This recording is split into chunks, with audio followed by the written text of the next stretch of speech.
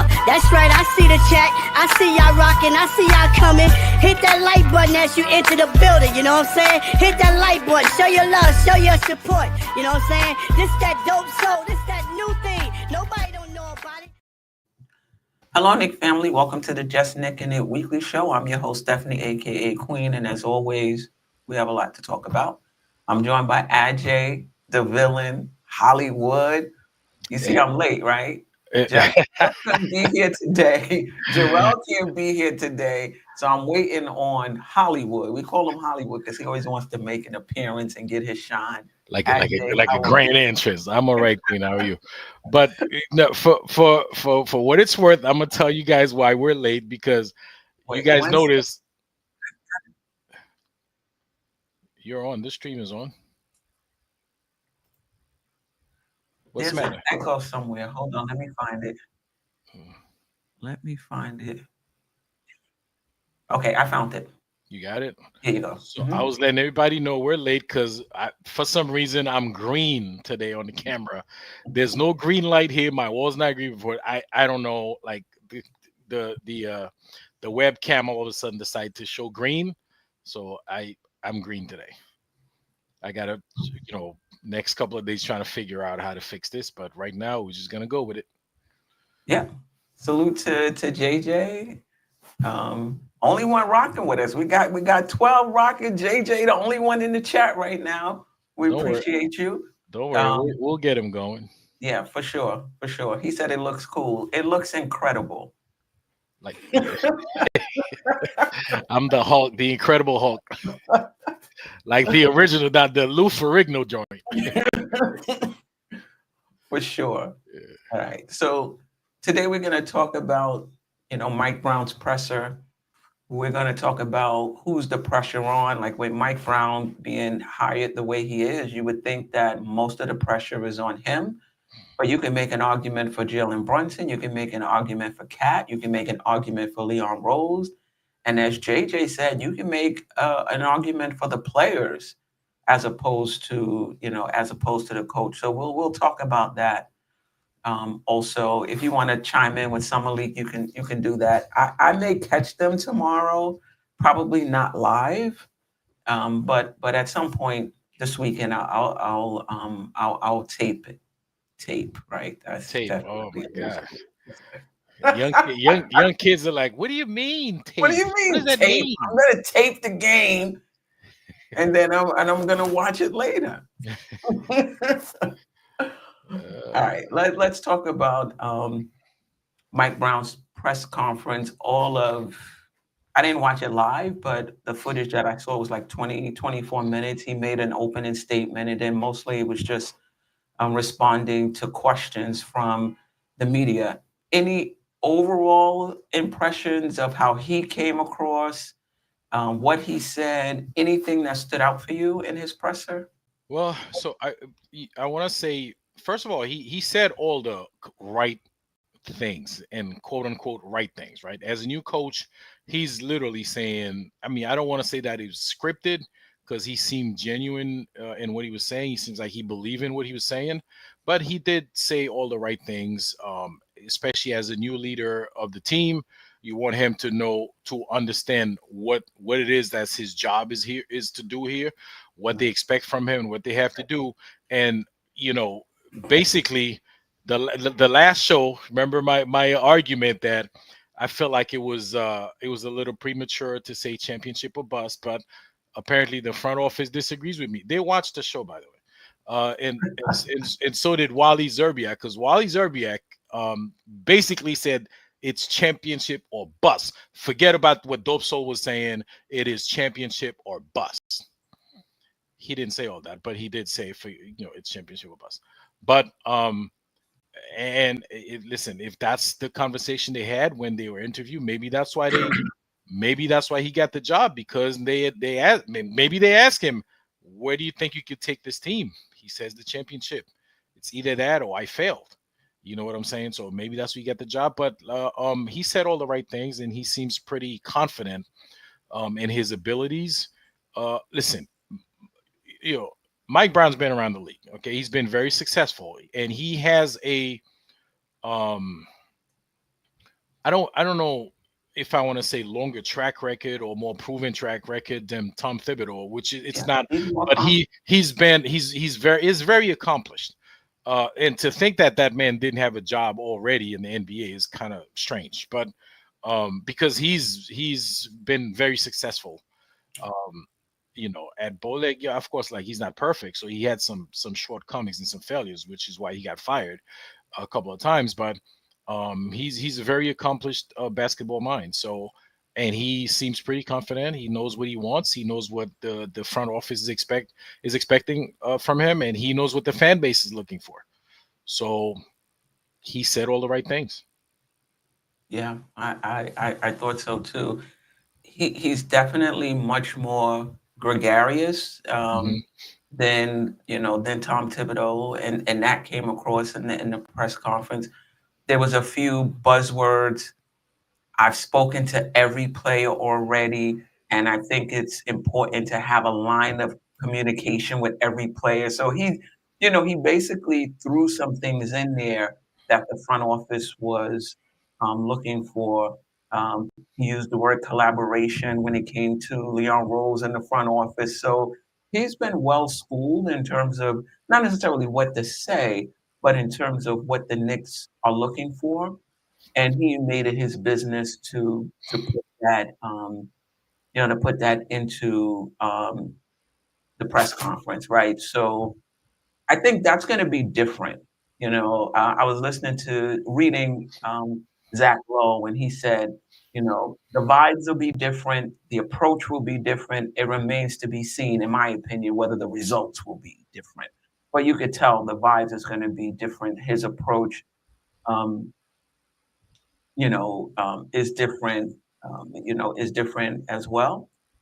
They asked him about playing Cat and Mitchell Robinson together. He didn't commit to that pairing per se, but he did say, he's waiting to get the rest of his staff in to really see what they're going to do, basically offensively and defensively. He likes the fact that Mitchell Robinson is a vertical threat, a vertical spacer. Cat is just a spacer, period. But he didn't commit to playing them together. Like you could tell, he's been in multiple press conferences. I mean, look, he coached where? In the Cleveland, the Lakers, Sacramento.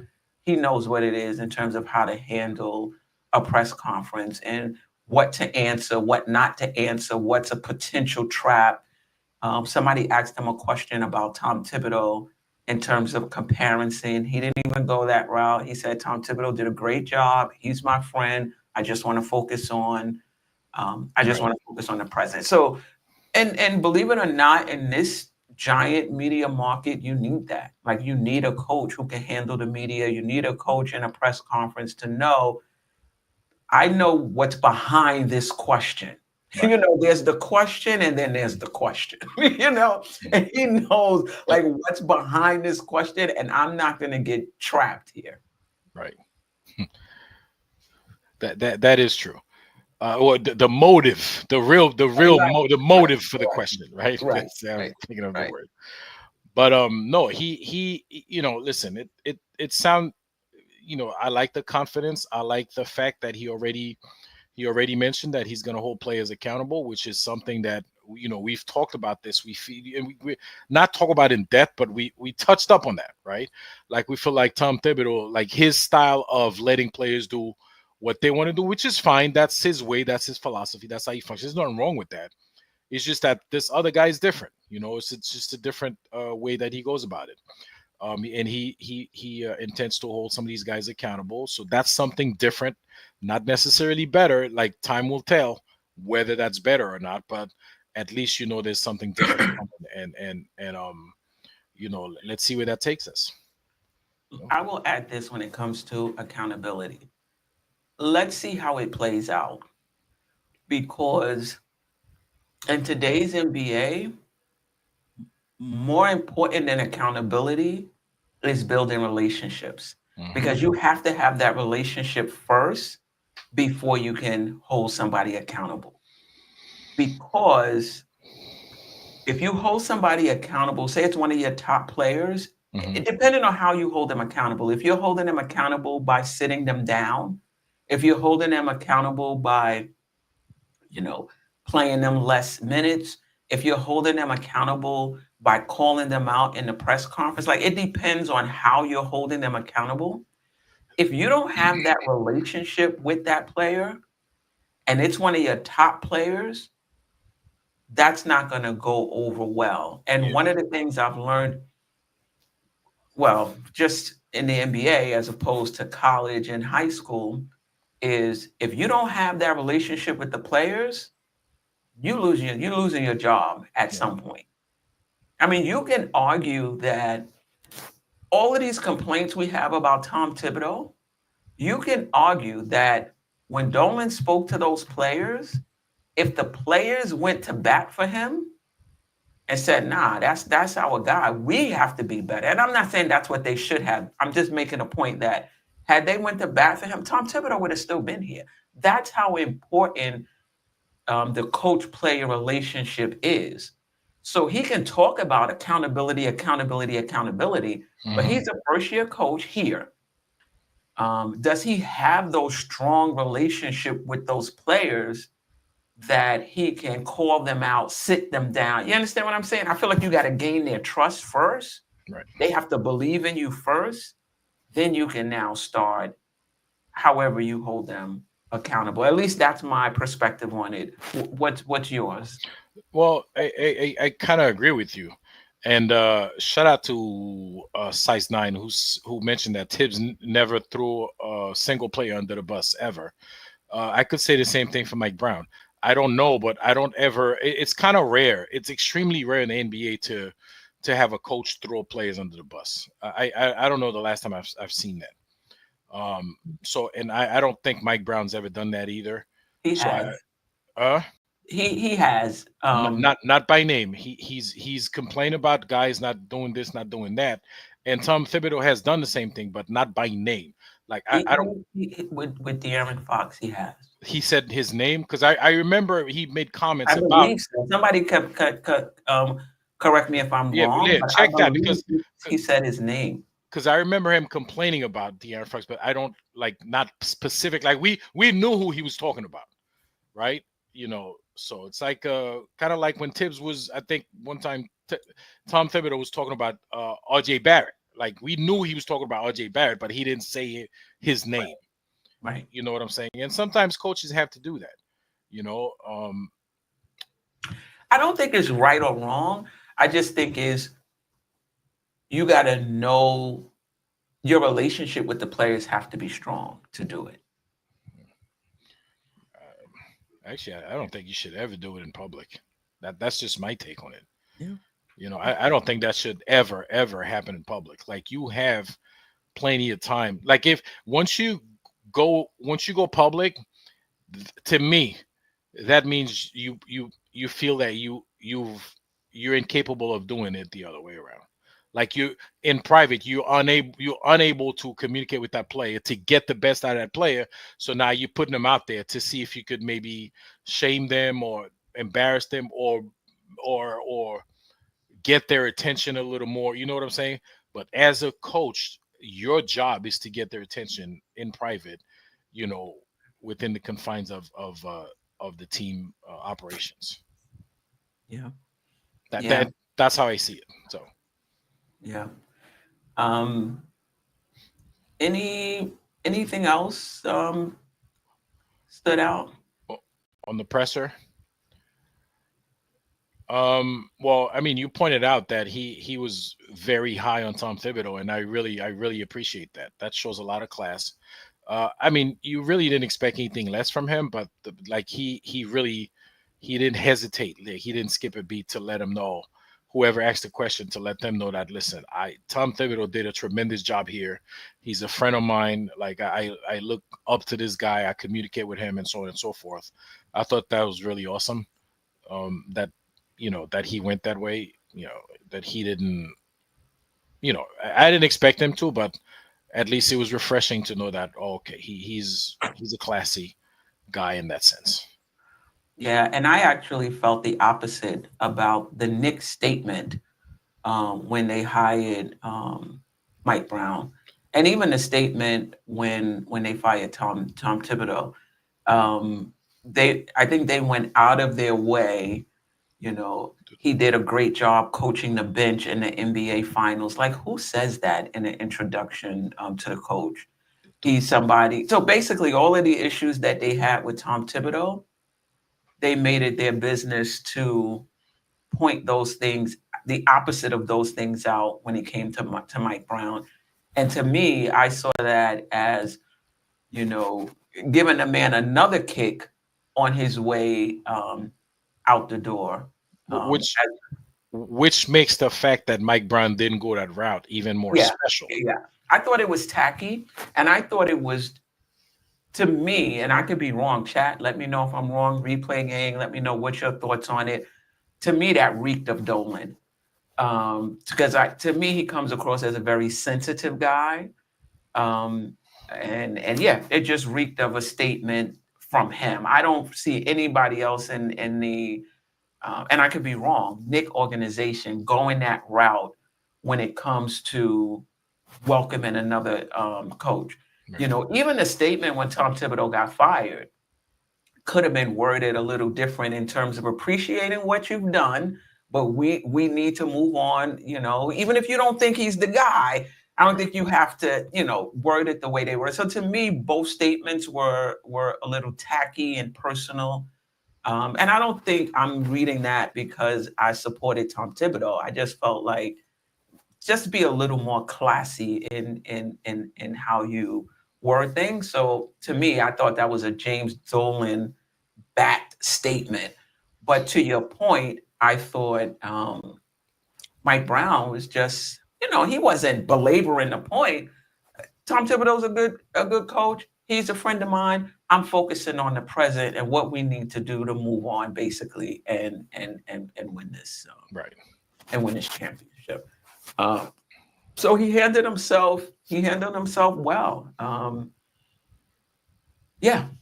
I'm looking forward to the games. I got a chance to, I think it was Knick Film School had, I don't know if he was a beat writer, but somebody who was familiar with Mike Brown in Sacramento. And so it was good to listen to someone who kind of followed him, you know, while he was there and talk a little bit. Oh, there's Delusional. And talk a little bit. There he is. There he Delusional. Yeah. What's going on, everybody? Pretty good. Pretty good. Good to see you. And, you know, talk a little bit about, you know, about his time there and who he thinks the Knicks are getting. And they asked him questions about the offense, questions about defense, question about zone, question about how how Carl Anthony might be deployed, relationships with players, relationships with front office. So it was a really, really good interview. It gave some good insight. Yep. Delusional, we were just talking about the press conference. I don't know if you got a chance to listen to it. I have not in its entirety. I'm waiting a whole lot on that. Pretty much, I'm listening to everybody's perspective first before I hop in, because I've been excited for him to be here. So I'm savoring that moment. Yeah, I mean, it wasn't. He just made like a 3 to 4 minute statement in the beginning, and then you know, the media asked him questions. Not much came out of it other than when he gets his staff together, you know, that's when he'll decide, you know, what they're going to do offensively, defensively, what lineups they'll deploy. Wasn't really anything specific. He liked the roster. He liked the versatility of the roster. He did talk about that in answering one of the questions. But like I said earlier, you could tell he's been around and he knows how to handle a press conference. He knows the questions, the motives behind certain questions, and how not to get trapped. But wait, Delusional, you say you haven't heard it? No. So he said Rick Brunson is useless. Well, that's why he got demoted. I know that's for sure. I know he's definitely not the lead assistant with which kind of makes sense. It makes sense. Yeah. There'll be another associate head coach. Obviously, they weren't able to. Reports are they wanted Borrego from the New Orleans, the associate head coach there. That's not going to happen. I know Darvin Ham. I think he's with Milwaukee now. Has been mentioned. There were reports about Handy. I forgot Handy's first name. Is he still with the Lakers? Handy? Yeah, Phil Is he Handy. still with the Lakers? That I'm not for sure. Okay. They talked about him. And you know what? I wouldn't be surprised. They during the interview process, they interviewed a lot of assistant coaches. Maybe some of them were for assistant coaching positions. Like if they don't make the hired as head coaches, they would consider them as associate and assistant head coaches. So it remains to be seen. I heard the assistant coach from Minnesota interviewed very well. Yeah. And that they were considering it, but eventually decided to go with Brown, who has more experience. Somebody said Handy went to Dallas. Is he in Dallas now, or he has since gone to Dallas? No, I think he had to have been like this season. This off season, he must have went. Okay, this off season he went. Okay. All right. Delusion, I don't know if you've been on since Mike Brown was hired. So if you want to just give your thoughts in terms of what you're looking forward to from him, and Ajay, if you have anything else you've thought of since we did the show that you want to add, you can do so. But what are you most looking forward to? I'm looking forward to everything, honestly. The communication, more practice with the team so that we can actually have like great sets, great units, utilize the bench. I want to see, what Clarkson can do, what Yabusele, what sets we're going to. I mainly it's offense for me. Like, granted, I think we'll be great, a defensive team, hopefully top 10. If we be versatile and utilize the whole team, but offense is the main thing for me. If you can take that Sacramento team that first year to the number 1 ranked offense, just imagine what we can do with this team, and the different styles you can utilize. Starting from the starting unit, what's going to be the starting unit? Do you want to play big and have Cat at the 4, Mitch at the 5? What that offense look like? Are we going to have Mitch initiating the offense in certain high post plays that we've never seen before? Is that something that they're going to utilize? Or, will they? I know he likes to like find mismatches. So if we do run a high pick and roll and Mitch have a smaller body on him, are they going to pass him the ball in the paint and try to see if he has an offensive game? Like, what is that going to look like? Don't do that to me, Ajay. No, Delusional, my bad. I'm reading a couple of comments. Not you. Okay, cool. So, but yeah, it's all things are open. So I'm really looking to see that. And then, of course, how are you going to utilize the bench? Not the bench, the coaching bench. Their roles, are there going to be huddles of actual coaches coming together and creating game plans and adjusting mid-game? So, and this is not to put anything on Tibbs, but it's overall everything, to be honest, of what I'm looking forward to. Even with Brunson, how are we going to utilize Brunson? You've seen with Fox. Fox was the fast-paced, a lot of threes, mid-range as well. How he's going to utilize Brunson? I haven't really seen Brunson in a fast-paced offense, but I believe he can operate in that, especially if his minutes is decreased and he's not going to be the primary ball handler as much. So maybe he can utilize that energy elsewhere. So it's a lot I'm looking forward to with them. Yeah, I'm definitely looking forward to both the offense and defense. To me, I feel like if Thibodeau had this bench last year, this bench would have been used as well. So I agree. So I am looking forward to that.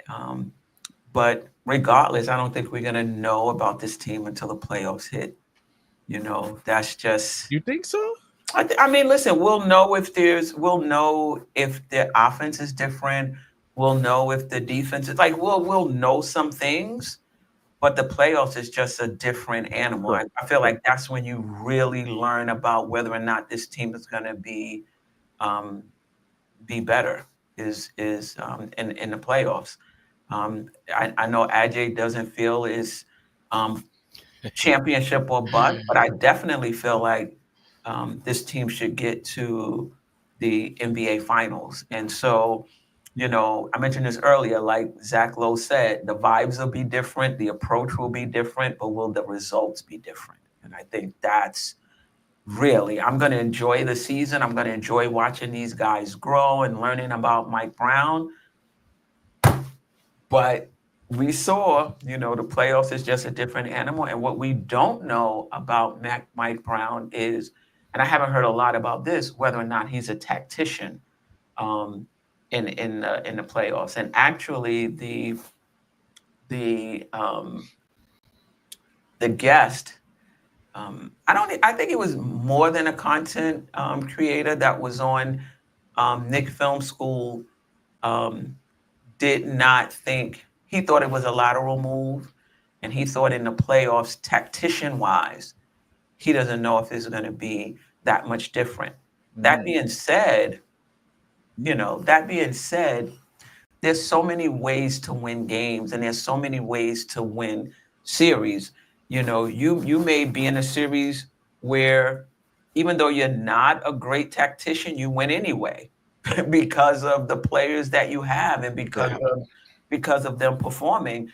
Look at the NBA Finals. I think many people would have said Rick Carlisle was the better coach, but OKC won.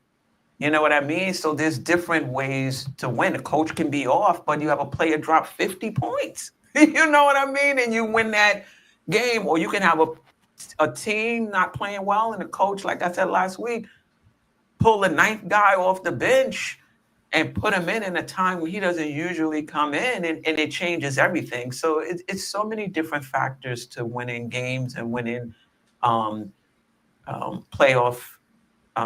series. So, you know, we'll see. You know, we'll see come playoff time. But I'm looking forward to this offensive creativity. You know, to me, this is not a great defensive roster. I think they doubled down on offense by bringing in Clarkson and Yabusele.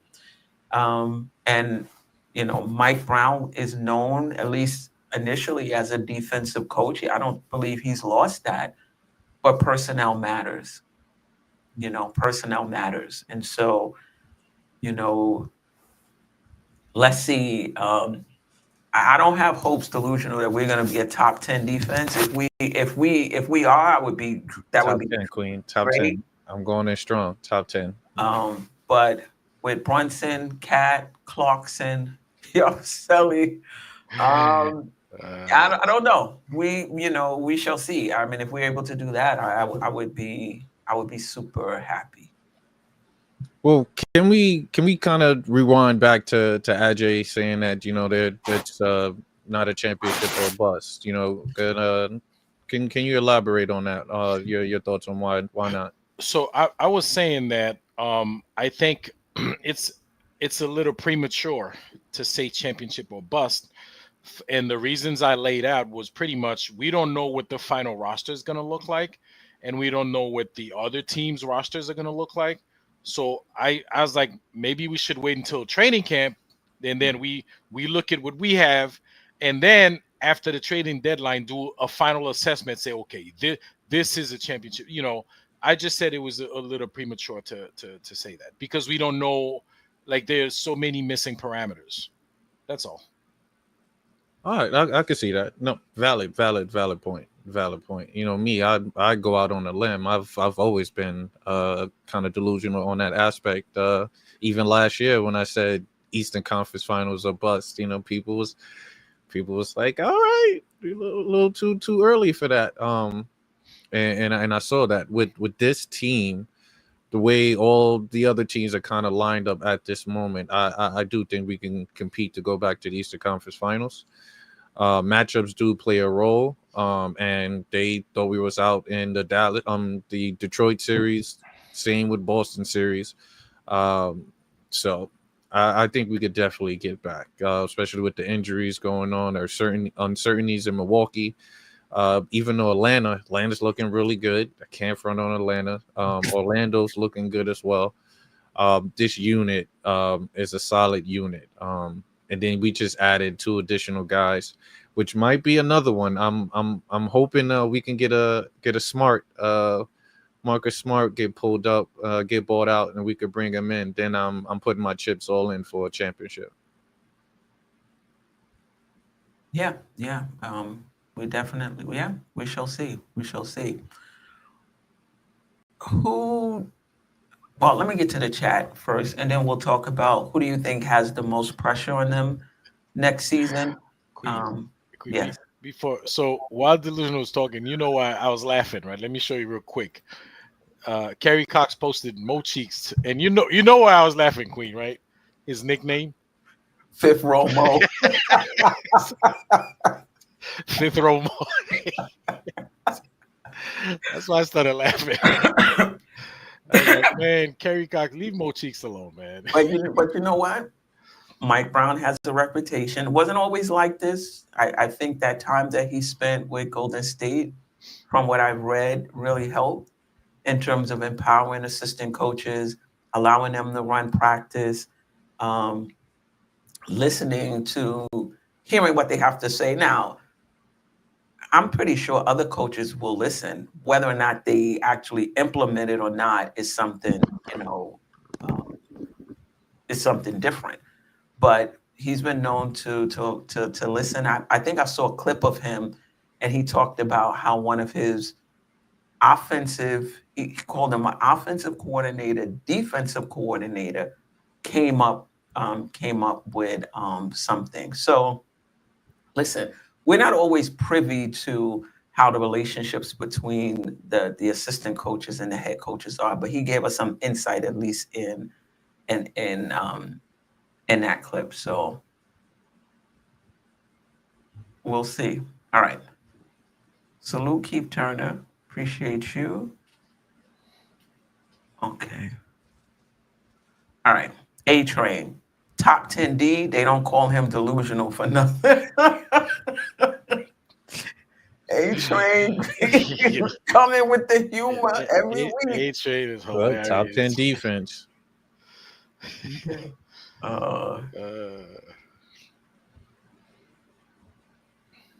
Look, trust me, Cat won't be in no drop coverage all the time this year. Trust me. Yeah, he won't. But sometimes Cat was in drop when that wasn't even a coverage. That was him. That was just Cat doing his thing. Yeah. But yeah, he has been known to be more with Sabonis. He was more aggressive with him. I still think you have to mix it up. There were times when Sabonis, from what I understood, was in this aggressive coverage all the time and was getting beat, and there was no adjustments made. That the key is adjusting. Curtis DeYoung, the putback with Ian Begley. Kevin Gleason was the guest who followed the Kings. Yeah, I thought that was a really good interview. If you get a chance to see it on KFS. Size 9, he didn't fix Cavs the second time around. You know what? It was a younger Cavs, though. Yeah. I look at coaching the way I look at quarterbacks in the NFL. This may not be the best quarterback, but if you surround this quarterback with the right pieces, can you win a Super Bowl with this quarterback? Like, there's some quarterbacks, I don't care who you surround them with, you're not winning a Super Bowl with them. But there's some, if you surround them with the right pieces, you can win a Super Bowl.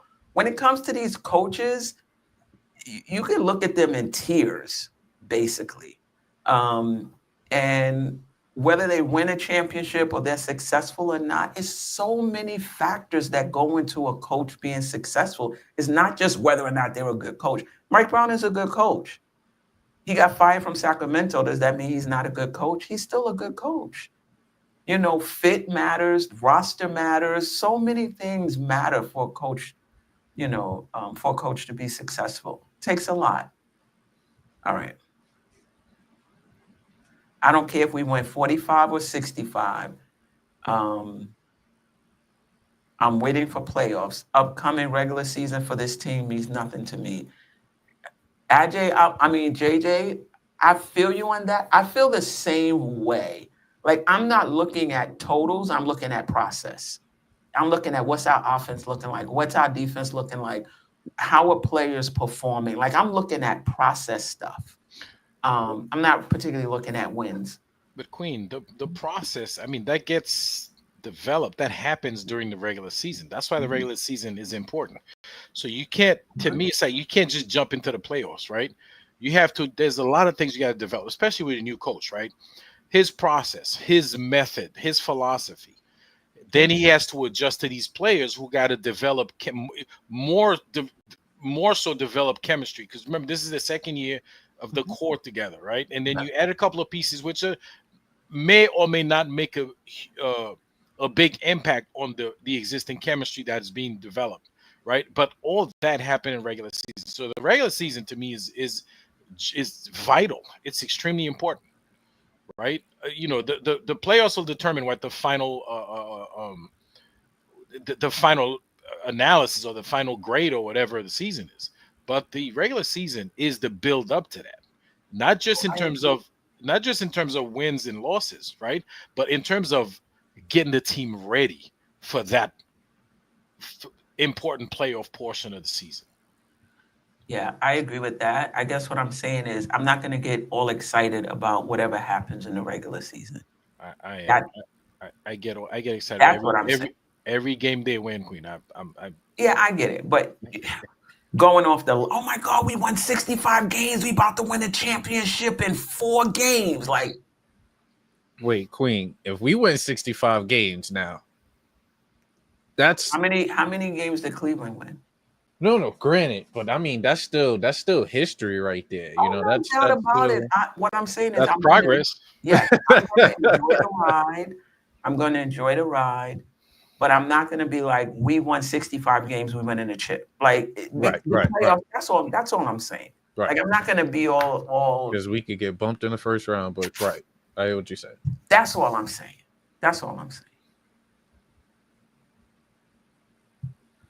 Okay, Jam Rock. Cat is going to play the Sabonis role on the elbow with a motion offense and Princeton offense and UCLA. Well, I hope Cat is out there working on his screening. Super important. They don't have the same. From what I understand in the few games I watched, a master at setting screens. Yeah.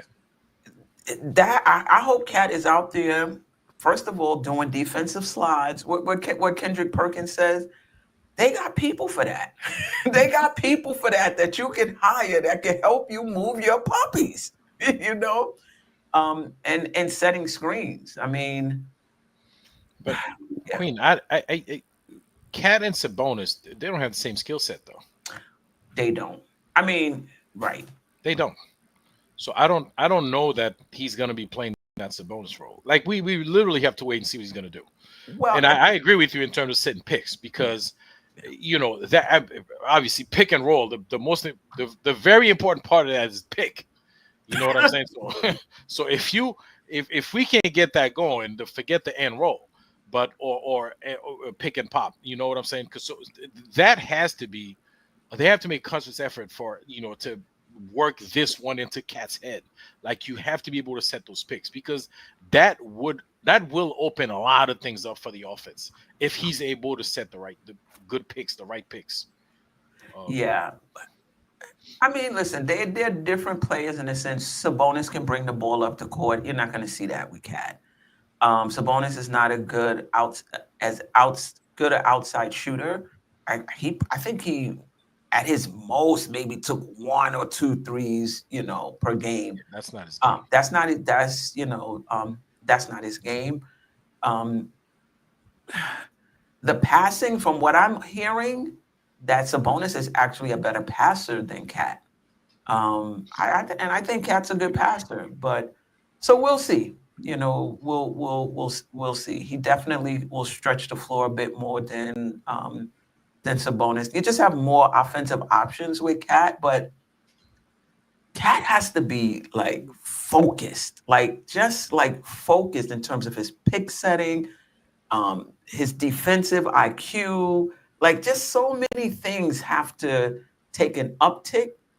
Doesn't usually happen in someone's 10th or 11th year. However, when you're trying to win that chip, that does get players' attention. And sometimes they do focus in a little more. And let's hope that's the case with Cat, who, even without being focused, had one of his best seasons. Like he was great last season. We're trying to get more out of Cat, but let's keep in mind he had a career year last year, and it can get even better. Queen, I just want to. So Cat's passing is not terrible. It's just that we just didn't run those sets last season because we've seen him pass out of the either not just a double team, but from the top of the key, we've seen him pass the ball, like make nice slick passes every now and then. It's just that just wasn't part of the offense too often, and we did actually this past season. There's a lot of things that was working for us in the beginning of the season that we went away from, like in the second half of the season, and one of them was Cat passing. I don't know if we went away from it as much as the defense adjusted and those lanes weren't open. Could have been. Yeah, those lanes weren't open. Like once they start putting the center on Hart, Josh Hart. Now that center is down in the key, for rim protection. And it takes away a lot of cuts and things of that sort. And so you're right. In order for us to take advantage of his passing, we need that space. And so it's going to be interesting to see whether Mike Brown leans into 5 out with Deuce McBride or leans into Cat at the 4. And I think with Cat at the 4, that 5 out spacing and all of that passing, I'm not sure how much of that will be there. I think, like we talk about maximizing Cat. Remember, when Sabonis was in Indiana, it was him and Miles Turner. Sabonis didn't really get unleashed until he went to Sacramento and played the 5. And now he had, the spacing was there to show his skill set. I think that's the same thing with Karl-Anthony Towns. Don't get me wrong. I'm not saying he won't be able to pass at all. But if you really want to maximize his passing and his spacing as a big guy, you put him at the 5. Now, whether he mixes it up between McBride and Mitch, which I would have liked Tom Thibodeau to do, or he sticks with just a 5 out philosophy, we shall see. We shall see. He didn't say much about that in his presser.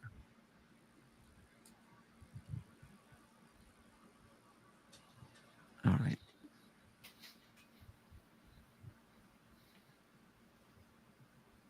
Keith Turner still needs to see how the team performs during the regular season. Got you. Curtis D. Young. Regular season is to develop chemistry and identity going into the playoffs. JJ, exactly. That's what I mean. I'm not celebrating season wins or getting super angry over losses. Wake me in the playoffs. JJ, when did you start watching the Knicks? I think this may be an older generation thing. Like we just seen it all. Like you've seen teams not do well in the regular season, go on a run in the playoffs. You've seen teams do great in the regular season, bomb out in the first, second round of the playoffs, and after a while, you're like, you know what?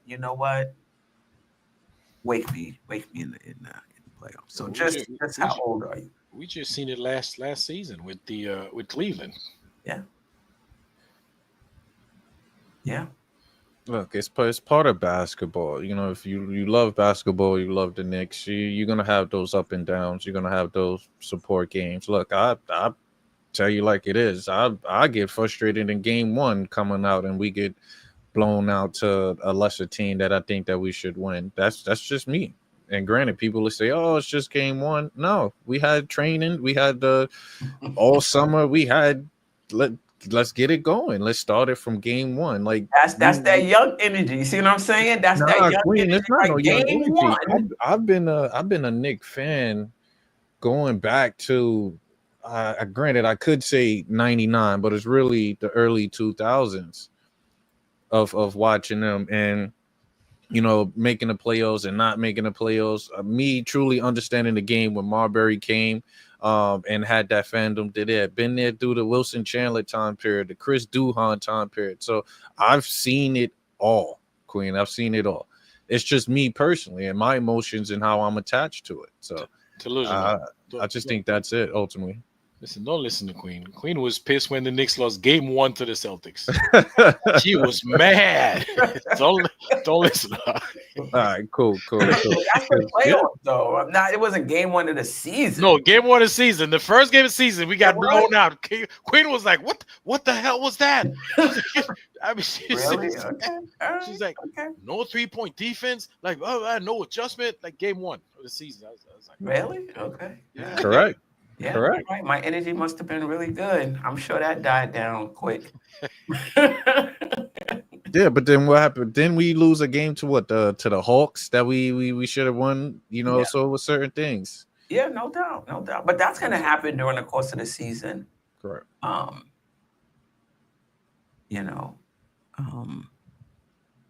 And what makes it worse for me right now is we're in championship mode. When have we ever been in championship mindset mode?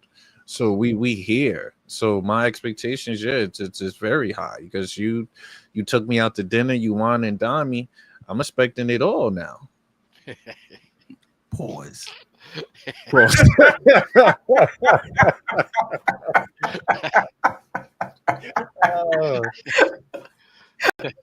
No, you the best, Queen. You the best. It's a family show. You're right. It's a family. Yeah, I mean, the last time, for me was when Pat Riley and Jeff Van Gundy was here. It was the same, the same thing. Thank you, A-Train. How you throw me under the bus like that? Exactly. Yeah, he could be making it up. He know my condition. I can't even fight him because I don't remember. Is it? She can't. She's not gonna remember. She's not gonna go back and look for it either. She ain't got time for that. Yeah, I'm not. All right. Who do you think has the most pressure on them coming into next season?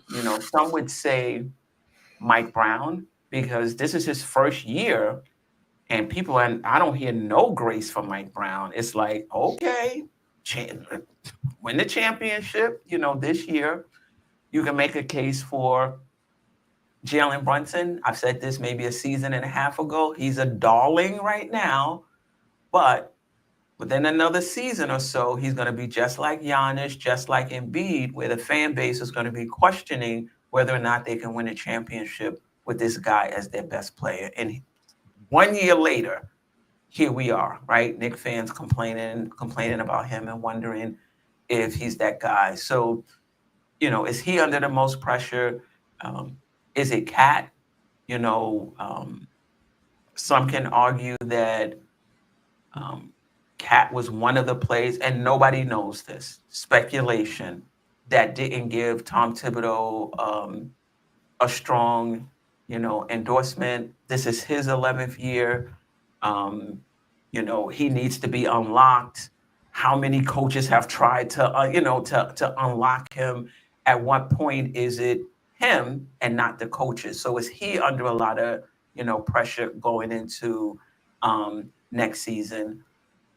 Is Leon Rose under pressure? You in the Eastern Conference Finals. You fired a coach. You bring in another coach. I don't think he's going to get another chance to hire another coach. I think Mike Brown might be his last hire. If Mike Brown doesn't get it done, you can argue that this front office is gone as well. So, and then, there could be others, so I'm asking the chat, who do you think the pressure is on the most next season? Delusional, we'll start with you. It could be those four. It could be anyone else. Well, you pretty much said mine, which is it's Leon, and you gave the example why it's this is it for him. I don't even think, are they even under contract right now? Because I remember Tibbs got the extension, but we didn't hear anything regarding them. So it's a toss up. But I think Leon is definitely in a hot seat because, you know, granted the Tibbs firing, and it sounds like that was coming from the upper management, from the owner, but we don't know in that situation. But I think it's on Leon to kind of put a roster together, and they selected this coach with everyone pretty much going through an extensive search. So this is pretty much it. I think if this year, if it's not a situation where that the owner feels that they're making progress to win championships, I think this is it for Leon. So I think he's more on a hot seat than anything, because granted, they're going to give the coach at least 2 years. You know, at least 2 years to get it flowing, to get his ideas in, to set it up, and then after that. But it's definitely Leon, then the head coach, and possibly I wouldn't say Jalen, but Cat after that. That's my 3 rotation right there. Do you think, let's say the Knicks underachieve next year, do you think Dolan would fire the front office and keep the coach, or would, because usually if there's a new front office, they're allowed to bring in their coach. So if Mike Brown gets at least 2 years, do you think the front office gets it, or do you think Dolan is somebody that'll just be like, nah, y'all gotta go, and try to find someone in the front office who would be okay with keeping Mike Brown? Yeah, I think the front office would go due to like the roster construction and what influence they can have, you know, from bringing in certain players, and then of course while giving him that additional year. Granted, you got 30 million with Tibbs, and then you just got additional 40 million with Brown. So I don't think he's going to be willing to add another coach and bring an additional, you know, 40 million or 50 million with that. So it'll be strategic on the coaching aspect, which is why I think the someone with Leon, if he's not on the contract, or West, or all the other guys who are not on the contract, will be more on the hot seat, and it'll be the money wise too. Yeah. Lloyd's brother Enegro One said pressure is on Leon. Your jury is a free agent now. We better be in the finals. Yeah, that's a fact. Yeah, I do see James Dolan, and I could be off, as just being somebody that's just a little too it. Like, he'll be patient, and then right near the end get impatient. Like we saw that with the Rangers. I think one year they underperformed. Like everybody was, you know, it's like there's no steps to this. Everybody, you know, was going, and you can argue that this was a Dolan firing. Like in the past week or two, there's been some rumblings that it's been more of a Dolan firing, which kind of makes sense, but you know, who knows? And again, with your jury out there, I can see the Knicks underachieving. And again, instead of this idea that winning a championship is a process, and it is a process. Nope.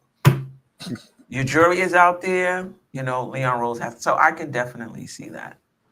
Ajay, who do you think has the most pressure on them next year? I agree with Delusional 100%. I think Leon Rose is under the most pressure. Wow. Not just because, I mean, yeah, you mentioned that this is probably going to be his last coaching hire, but this is his team. He put this team together. So it's not just the coach. The guys on the roster, the guys who are out there performing, those are all Leon Rose's picks, or except for Mitch, but yeah, except for Mitch, correct. Yeah. The guys we drafted, those are all. I mean, that's all Leon Rose. That's all him and his crew. So if you know, and I think that's the understanding because, like you pointed out, like he, they didn't renew his contract. I don't know if they will, but as of now, they haven't. So I don't know. Maybe Dolan's just want to play it by ear and see what happens this season. Give these guys another chance and see what comes out of it. But yeah, those are all his players. Whether Tom Thibodeau input or not or whatever, it doesn't matter, right? He had the final word on who's on the roster, and everybody on there, like you said, except even actually not just except Mitch, Queen, including Mitch, because he could have traded Mitch if he didn't want The fact that he kept him, right. the fact that he kept them here, he's responsible, so he's under the most pressure. I mean, that's fair. You think about it, trading the trade for Karl Anthony Towns. Yeah. There's some in the fan base who believe that had we not made that trade and everything else stayed the same, that we would have beat Indiana, right? The draft capital for Mikal Bridges, so he put his stamp on his team with all of the moves, of course, but those last two, yep, I think he really put his stamp on his team, because those last two moves pretty much rounded out the core for this team. I wasn't thinking Leon Rose. I was thinking there was a lot of pressure on Mike Brown, unfairly. I think just coming into a situation where the front office is expecting you to get further. So there's no learning curve. So you have to come in, take these players, get to know them, build relationships, install your offense, install your defense. It's going to be new for the players. They have to develop chemistry in this new system. And at the same time, get to the finals. I shouldn't say this at the same time, in the same year, get to the finals. That's a lot. Like, that's a big ask.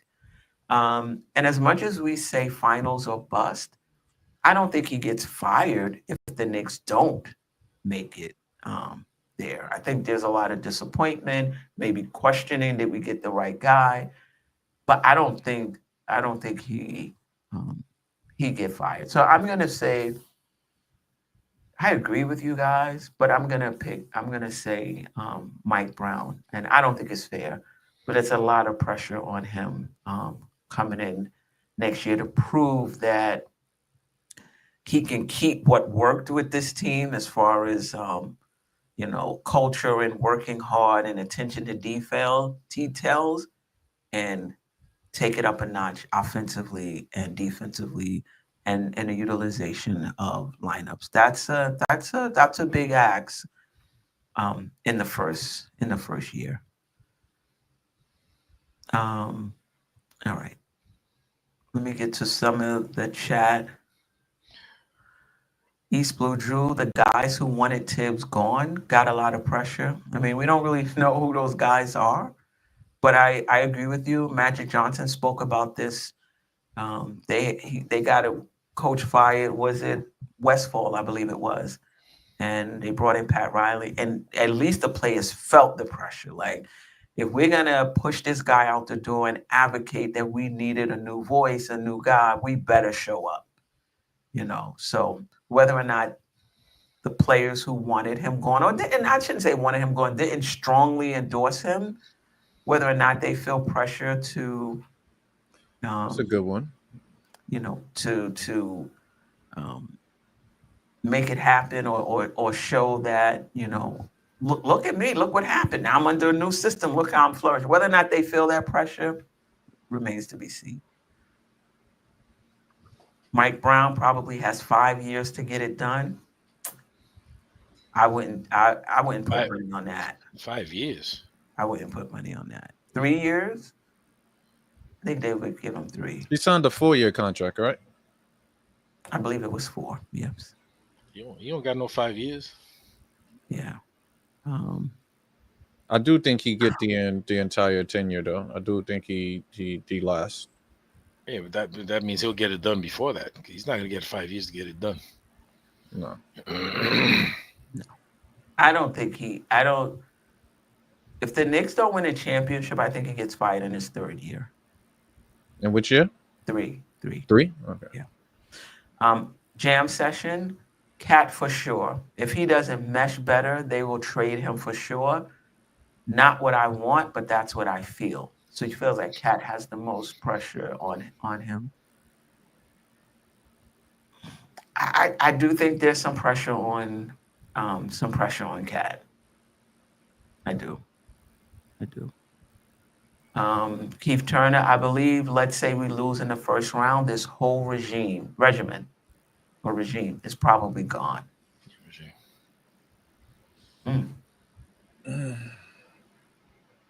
You think Leon Rose just gets 1 year to I think he gets 2. It depends on how bad that first round exit is. The first, yeah, well, context matters, right? Yeah. If we're injured and we're limping in, and like that's a whole other story. But particularly if it's the guys that Leon Rose brought in, the main guys, and they don't perform, like say Cat and Bridges don't perform, maybe. And we're not talking about OG, didn't give up a lot of capital, but signed him. He's the highest paid Knick. He's the highest paid player on the team. No, Cat, then him. That is, yeah. Yeah. Brunson, he has to move the ball and help us play with pace and make others better. So he believes that Brunson, the pressure is on. I believe the pressure is on Brunson too. I don't know if it's the most, but wow. Like if I had to rank them, that would be tough. Because I agree with you. I think the pressure is on Brunson as well. It's one thing to be the best player on an up and coming team. It's different to be the best player on a championship contending team. The expectations are high. You have to be sharper. More is expected. Yeah, good point. It's me. Any thoughts on Brunson? Nah, he the Cat. He gonna be good. Like I'm a believer with JB. Like you said, players show their worth in the playoffs, and that man has willed us in games, even though we seem like it was too much ball handling. But rewatching like certain clips over the Detroit series, and that man, he's good, regardless of what happened. JB good in our books. He is good, but he has to be better. Yes. I just think winning a championship is not easy. When you're the best player, they throw in the book at you. Like you basically, they're designing their defenses to stop you. Now, it's not just him, right? If the schemes have to be there to help him, the other players have to show up. That helps create space, right? So they can't really target him as much if they have to pay attention to. So there are other things at play as well. But Jalen Brunson's decision making, we talk about this ad nauseum, when to take over, when to get others involved. Like that has to be better. Like you look at some of the best score first point guards in this league, Brunson there's another level for him to go in, not just in the league, historically as well. There's another level for Jalen Brunson. And I'm not convinced. This is the first year I felt like where he really had to perform. Well, last year too, he had to perform at a high level. But last year he didn't have a lot of outlets. And so and plus the team was injured in the playoffs. So you can argue he had to dominate the ball. This year, he didn't have to. But he did. And so as much as I like Jalen Brunson, he's my favorite player on the team, still raises the question, is he at his best pounding the ball? And if he's not pounding the ball, are you going to get the best Brunson? Or is he going to be just another player on the court? That remains to be seen. And I think the next question is, do you eventually have to move him over to shooting guard if he can't figure out that balance between scoring and passing? And two, it's even more than that. What do we need right now? Do we need a quick shot? Do we need to go to so-and-so early to get him involved? This player just, scored the three baskets in a row. We need to go back to this. Like, that cerebralness. And he's a smart player, don't get me wrong. I just still think there's another level for Jalen Brunson and running this offense and running this team. So I'll be watching. I will be watching that coming up. David Smith. Yeah, David Smith talked about this throughout he thought Brunson was disappointing throughout the entire playoffs. I didn't think so, because I do think he has the hardest role on the team. And it's a process. Now that the Knicks are operating at higher levels, it's a process. All right. I don't care about Brunson's defense. He's not the worst.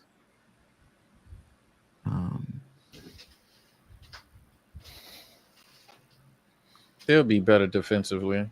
I know Brown like to play zone every now and then and kind of mixes that up, so it'll help. Mm-hmm. Pressure on Brunson to sacrifice his game after sacrificing it. Like, we got to be careful. Like, this is the fine line. This is the fine line. When we talk about sacrificing his game, like, we got to be really careful. We got to be really careful about that, because he puts a lot of pressure on the opposing team's defense, and you don't want to take that away. To turn Brunson into a passer, we don't have these dynamic players on this team. Like Mikal Bridges and OG, they're good playing off of Brunson, but if you turn Brunson into a passer, these guys got to be able now to create shots, create offense. I don't think that's them. I don't. So I think Brunson has to find that balance between continuing to put the pressure on the defense, and that's what pass first point guards do. Now you're drawing all the attention. That should open up, the passing lanes and open up shots for others, right? It's like in football, the pass can open up the run can open up the pass. It can happen either way. For Brunson, is his scoring opening up opportunities for others. He has to see those opportunities and take advantage of those opportunities. He has to stay aggressive. So he has to find that balance. Brunson better be watching Stockton videos or something. That's not his game. He's not stopped. What's your thoughts on it? Delusional, Ajay, what's your thoughts on Brunson and the best style of play for him as the point guard for this team? Is it Stockton? Is it more Marbury or some other score first point guard? Andrew, you want to take it first? Oh yeah. So, Queen, as I've said many times on this platform, I have no problem with Brunson. Being a score first point guard. I have no problem with that, as long as he scores. See, the point of the game is to score. That's one of the things. If you score, like, a lot of times you have point guards who force pass. They're forcing the passing game, but guys on the other end are not scoring. Okay, we've seen this like too many times in this league. Point guards who are passing the ball, who are passing up shot, giving up the ball, and then on the other end, you don't record an assist because wherever you pass the ball to, or second or third guy, and then it doesn't end up in a score. One of the points of the game is two things in basketball, right? You got to score, you got to prevent the other guy from scoring. That's how you win games. Everything else falls within those two those two extremes, right? Listen, he has to read the game. You know, some games he's not gonna be able to score, right? Because some games you're gonna have somebody like what's that kid in Atlanta, the really good defender, Dyson Daniels. So some games gonna have Dyson Daniels on you. You know, you're just gonna have to understand that. You know, the offense, yeah, you get the touches, but the offense, it doesn't have to run through you because you have a guy who's like 4 inches taller than you, very athletic, long arms, like great defender. You know, sometimes you just gotta, you know, you gotta read the game. But if they're putting you against a point guard that you can quote unquote have barbecue chicken on him, listen, go for it every time. Every time. So if Josh Hart doesn't get a shot or Mikal Bridges doesn't get a shot, but Jalen Brunson scoring 2-3 points every time down the court up, fine. I'm fine with it. I don't have a problem with it. At the end of the game, we record a win. That's the purpose. That's the point. I'm okay with it. Okay, Delusional.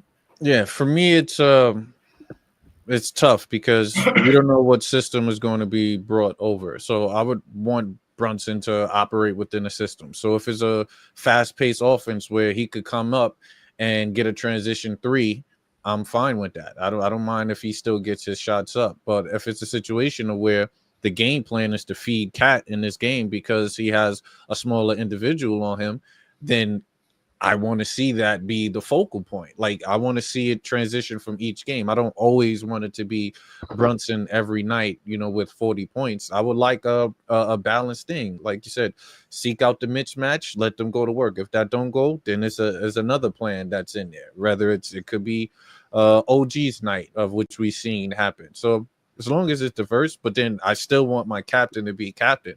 We still love those mixtapes, those post plays, those getting to the free throw line. That's who he is.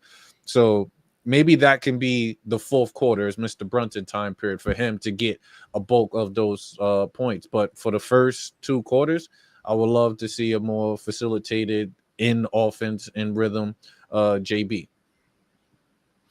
Yeah. So I can't really pick a player that I want him to be. I want him to be himself, but just within the flow of the offense.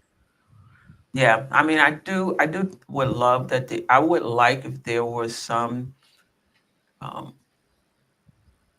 you know, actions where, you know, Karl Anthony Towns was the hub. You know, I'm sure there's going to be times when Brunson is in the game by himself. He'll be the focus of the offense. Times when Cat's in by himself, he could be the focus of the offense. When they're in together, hopefully they'll have better chemistry. I think, you know, Brunson gets a lot of criticism, but if you watch Shea in the playoffs and against the Pacers, it looked similar, you know, because he's a ball dominant guard as well.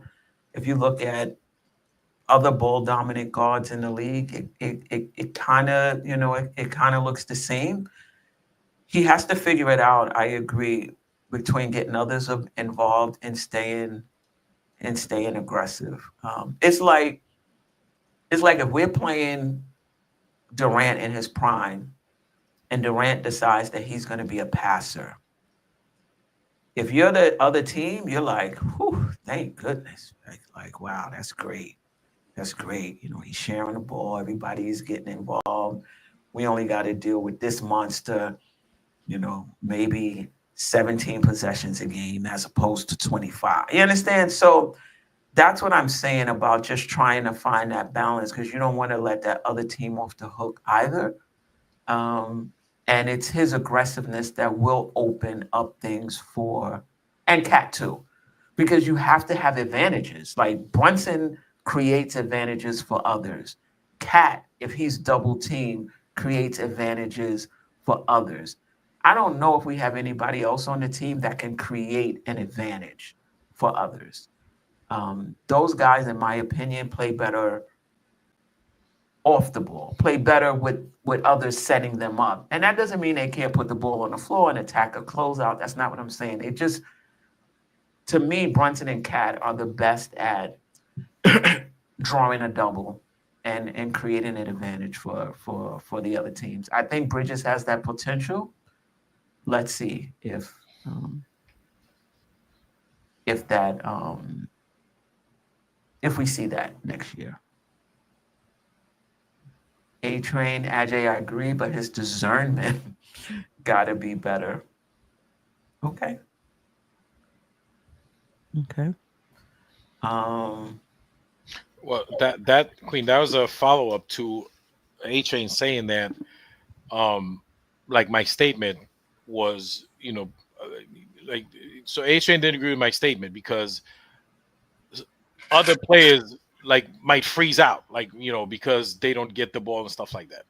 But Delusional kind of follow up. Sometimes you gotta play it smart. You gotta play it smart, right? It can't, you gotta be able to feed the hot hand. You gotta seek out the mismatches and stuff like that. But if the mismatch is you and you're killing the guy who's checking you, you Right. go for it every time. Right. But that all falls into that in the realm of, listen, if Cat has a guy, like every time you give Cat the ball, he scores a 2 or 3. Same thing with OG Anunoby. So you have to be able to find that guy. But what I'm saying is I don't have a problem if he's that guy and then he shoots the ball or he scores the ball. I don't have a problem with him scoring 50, dropping a 50 piece or on any given night. If he's the mismatch, if he's the better player, that can score the ball in that night. But he'll always be the mismatch because he's gonna always be able to get his shot. It's just, again, it's just reading the reading the defense. Like, and yeah. Anyway, we game. talked Yeah, about he's got to read the game. Yeah. Somebody said something. Shea gets his points within the offense, not all the time. If you watch that Pacers series, and this had a lot to do with the Pacers defense. They basically locked everybody else down, and then he was stuck with the ball trying to create. Yeah, trying to create a lot. I've seen him force many a shot in those finals. Yeah. But again, I think that had a lot to do with But definitely taking away that Pacer series, though. The thing I like about Shea is he definitely takes high volume shot. It is within the offense to a certain extent, but he takes those shots early, rather than for us, we take it kind of with his 1 second left. So by him taking those ISO shots early, there's more possessions in the game. So everyone else can still kind of get the feed because they play at a faster rate. So that's why it kind of looks like it's within the system, but he's still getting those shots up. He's one of the. I mean, if you look at it, he's one of the high ISO players in the in the league. So I don't get that. He's not a Halliburton. He's more Brunson than a Halliburton for sure. Wiz, although the pressure should be on Leon, Brown will be the scapegoat. That's a good point. That's a good point. All right.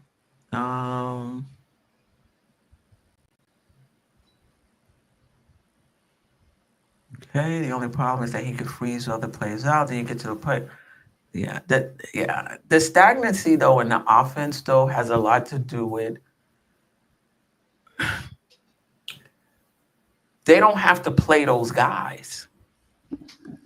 They don't have to play those guys. Like, they're picking their poison. They're saying, you know what? We're going to crowd Brunson. We're going to bring two to the ball. OG Anunoby is not beating us. Mikal Bridges is not beating us. It's Brunson. So let's see. Let's see with some better schemes if that'll help. But I think it's going to have to be schemes. And I also think it's going to have to be players hitting shots so that the defense has to respect them.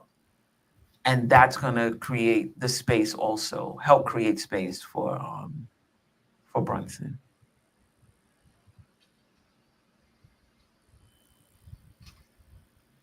All right. Anything else? Well, it's just going to be a wonderful season. Yeah. And then we can't put off the table a Giannis trade as well. So let's definitely wait till the off season is done and we get into training camp, because our roster could definitely change as well. And then of course figuring out the assistant head coaches that we bring to kind of bring it all together. So Yep. And then summer league starts tomorrow as well. Now the dude that's coaching us, he's from where exactly? Wasn't he like the NBL head coach or somewhere? Like is he part of our organization at the moment? Who is that? Who's coaching us? I don't even know who. His name escapes me, but I don't think he was with the organization last season, was he? I don't think so. Yeah. So the coaches that are coming back so far, all right, let me see. I have it here. All right.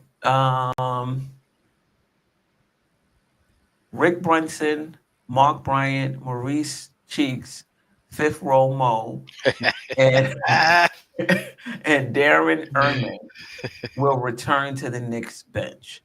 Daniel Brady, Andy Greer, and Dice Yoshimoto are still up in the air.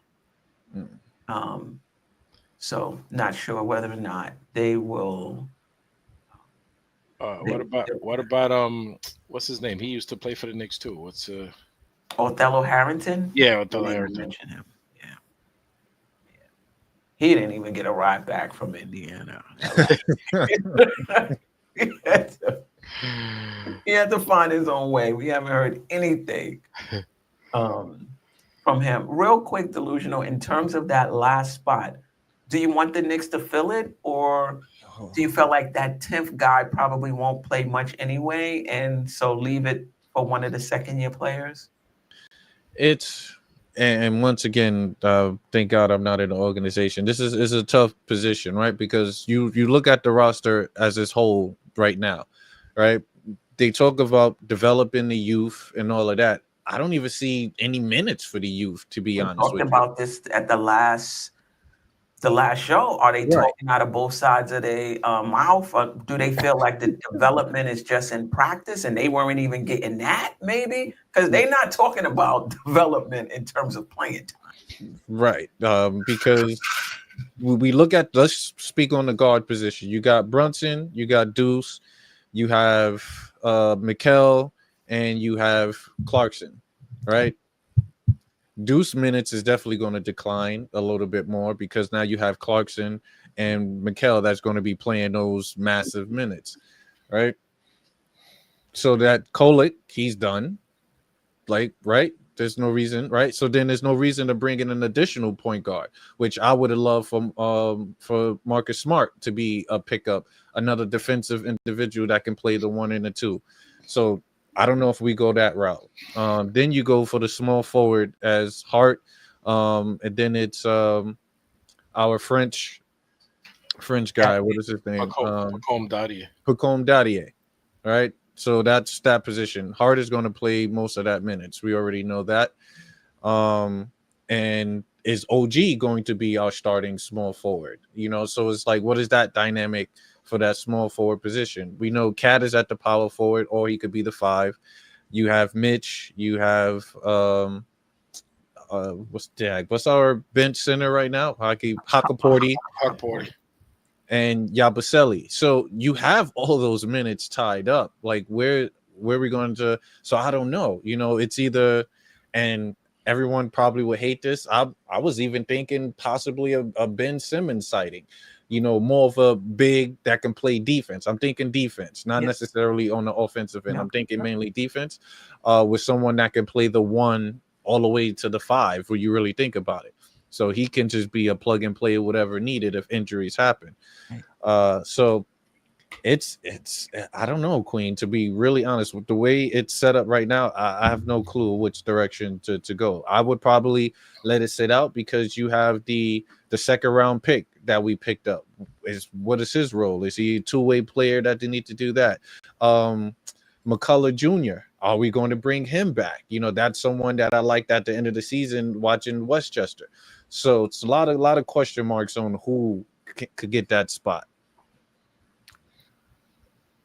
but reports are that they're looking to fill it with a veteran. They've reached out, they've touched base with Ben Simmons. Ian Begley reported that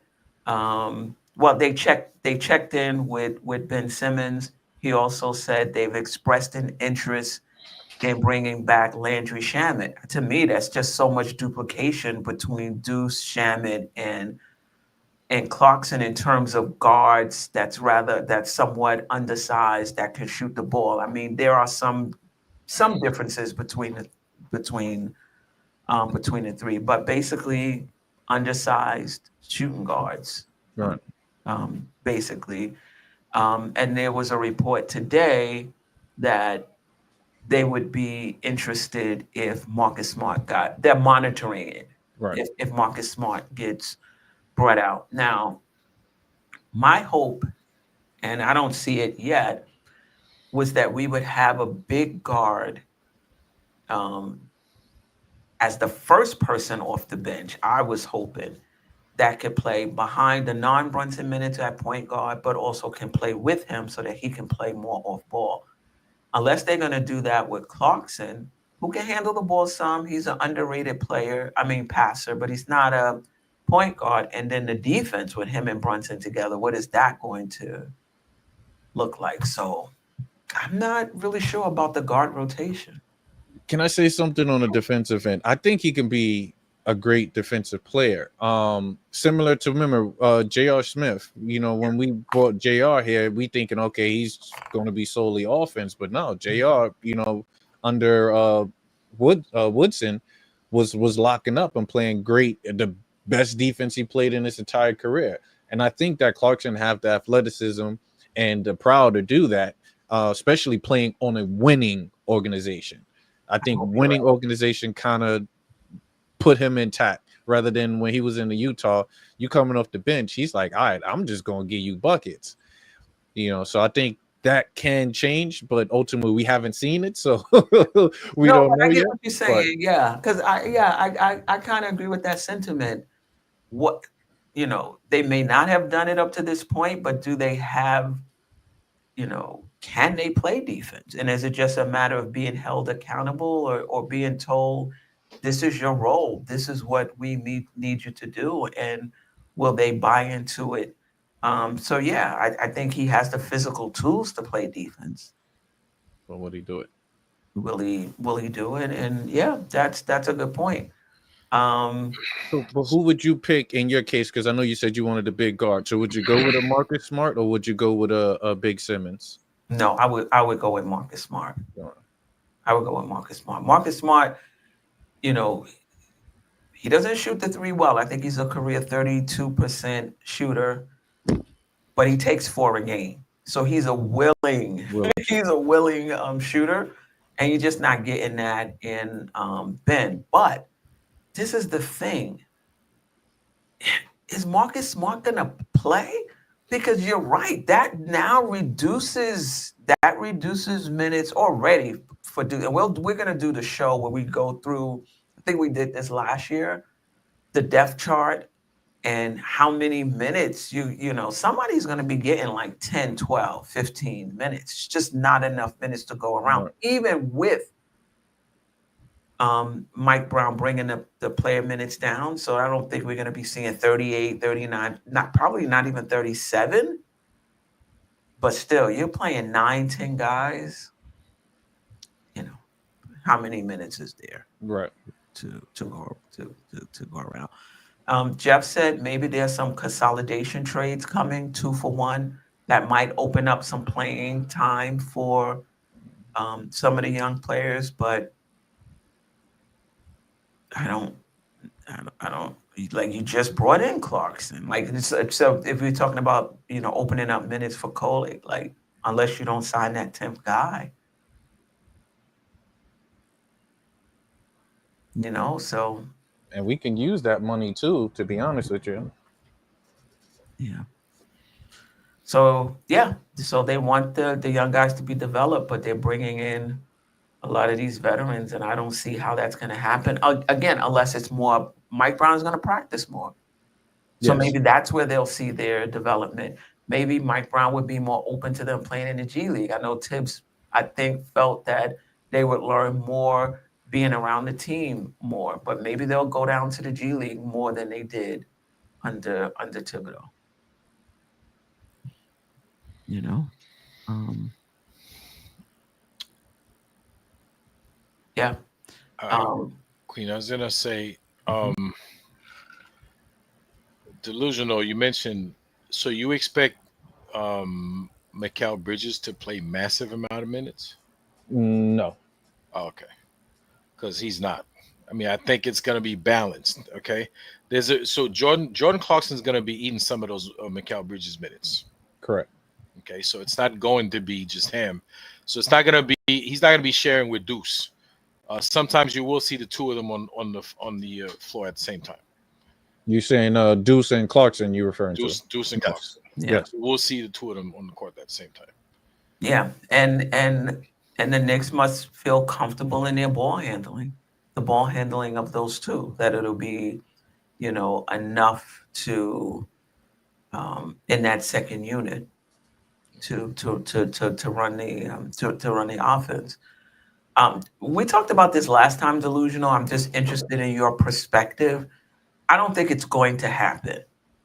But if Bill was to get brought out and accepted a minimum, would you think he would be a good fit for the Knicks?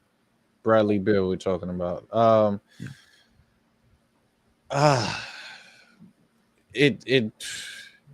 mean, I would have to start him, to be honest with you. It would have to be Brunson, Bill, Mikal, OG, and Cat at the 5. But then that's another 6'4" guard that you bring in, who's made his money with primary offense. I mean, granted, that'd be a true 5 out.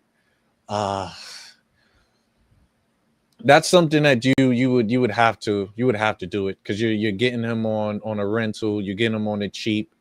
That's still a player that averaged 16 on a bad back. Now I don't expect him to play every game, so obviously that'll still open up spots for other players to do. But yeah, I would do it. I would do it. On the defensive end, do you think that it's more about buy-in, or do you think just with the injuries, he just doesn't have the physical tools to play defense? Yeah, it's definitely injuries. It's just 100% injuries. Would he played how many games last year? I believe it was like less than 50 or around 50. Around 50. So, and I think his injury was a back injury.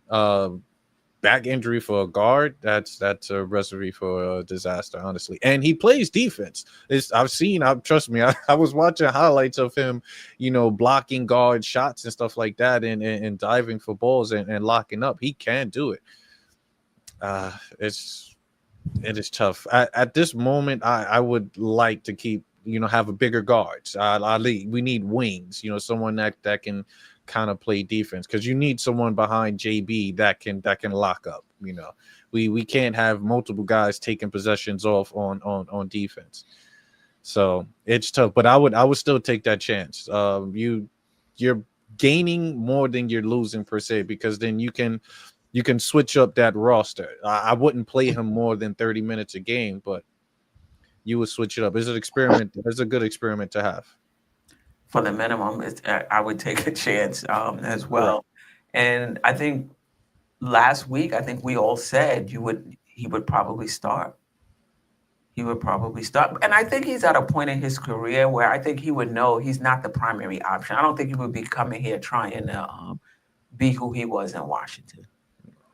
And he can be the secondary ball handler, someone else that can initiate the offense for us instead of just Brunson, constantly bring it down. That was my biggest issue last year. I'm like, JB, get off the ball. They're trapping you every possession. So that's someone that can also create. His jump shot is fluent. So it would definitely bring a different dynamic, better shooting, for us as well. So catch and shoot player. So yeah, you take that chance. Yeah, when Wall was out, he played with his own injuries.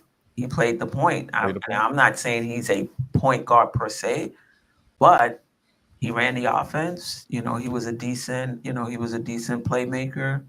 I don't think it's going to happen. I think if he does get brought out, he might have got brought out already, and I don't know. But it sounds like if he is, He's Clippers going might to the Clippers. Yeah, might be. I think that's why they made that Powell trade. Mm-hmm. Yeah.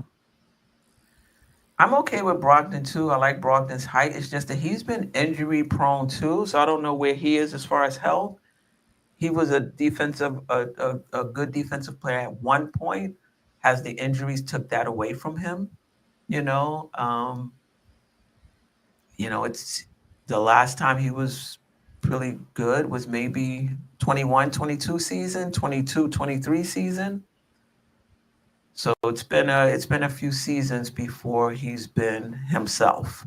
So Look, Queen, we got the best medical staff in the NBA. So you take that chance. they kept Towns and OG together last year, right? They weren't injured. Crazy. And I was watching OG like, is he gonna get a hammy? If he gonna get, but nah, he held up. Yeah. Those slips under the basket, every one of them. I'm like, oh, hey, easy. Yeah. Cat, every time Cat drives, Queen. Remember that season? I was like, oh my God, Cat, please just shoot some threes, man. Stop driving to the basket. He kissed the floor every time he goes to the basket. Yeah. Somebody said we got Clarkson already. Listen, it may not be ideal, but if you come across a play, he's better than Clarkson, right? If he's healthy. The fact that you have Clarkson, then if he, if he can only give you 40 games or whatever, that's like gravy. You just move somebody else in, Look what Indiana recipe. They was throwing guards at us. Guards. So there was nonstop pressure on their guards attacking. So if we could do the same, then I'm totally down. Totally down. Yeah. Do you think if you had to choose between the thing about this 10th player, they can go from just being a super situational player to being in the rotation, depending on who the player is. With this CBA, really good players are getting brought out. Really good players are being squeezed out as well. Yeah. And so you may come across somebody that in the past you'd be like, this guy it's not going to even play. Now you might get a starter, or you might get a top of the rotation guy coming off the bench, right? No, true. Do you want a point guard, another guard, or would you like a small forward like what is it, Amir Kofi? Is he? I think we talked about him. I get him mixed up with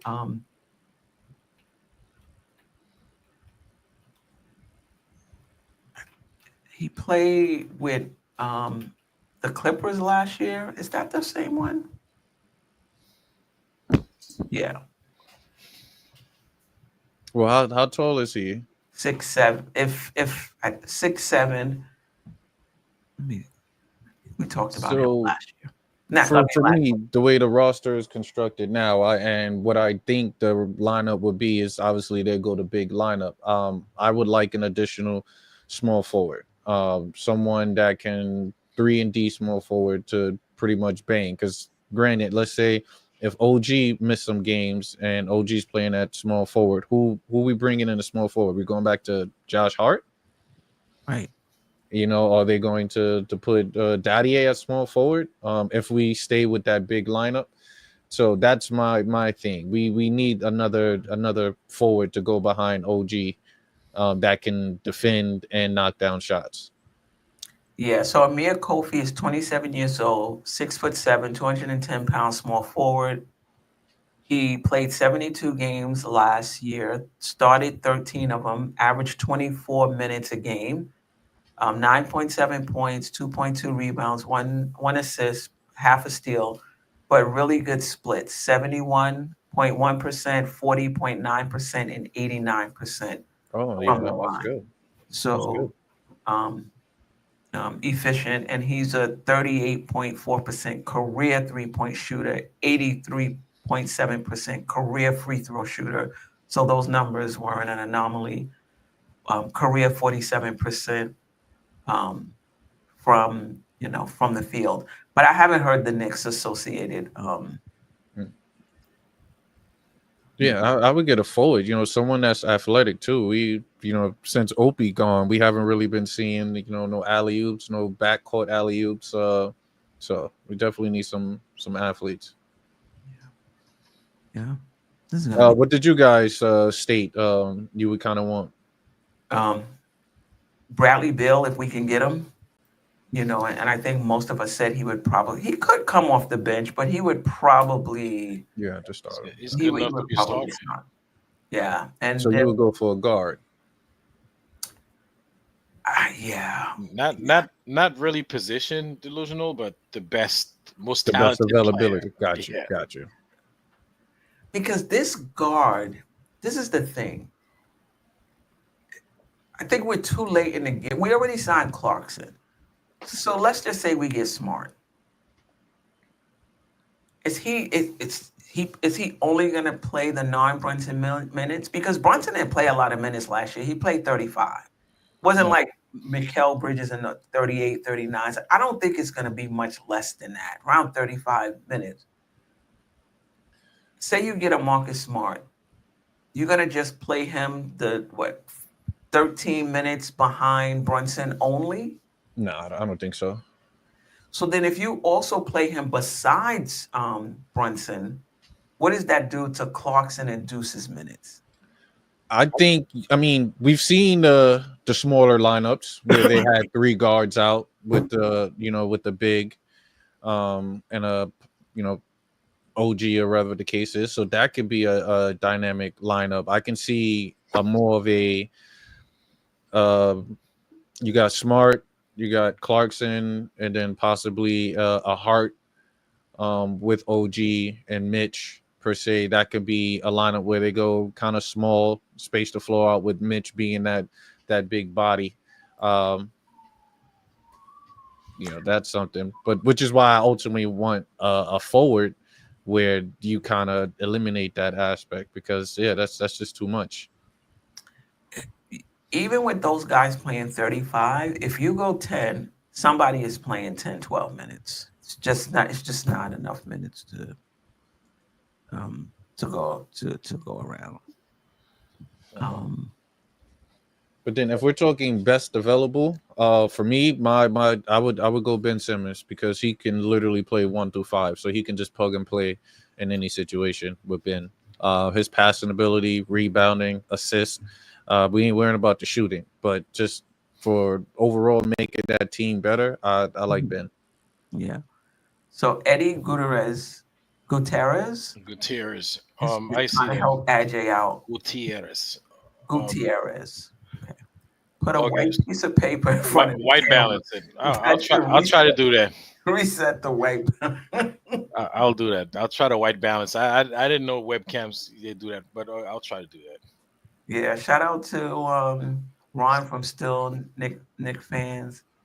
It was dope to see Delusional in person at Knicks Twitter Day. Yeah, I saw your clips, Delusional. Ron, why don't you jump on for a minute? Look, my triple single days out there. No, it was a great event though. Nice. Remains to be seen. I think of the young players, I think probably Horty is probably the most ready to contribute. Kolek would probably. Kolek too, probably. I just don't see, unless we make some trades, I just don't see space for them. So. Yeah, and out of the rookies, I would love for Dadier to get more. His raw talent is just phenomenal. I would definitely love him to get some opportunity. Yeah.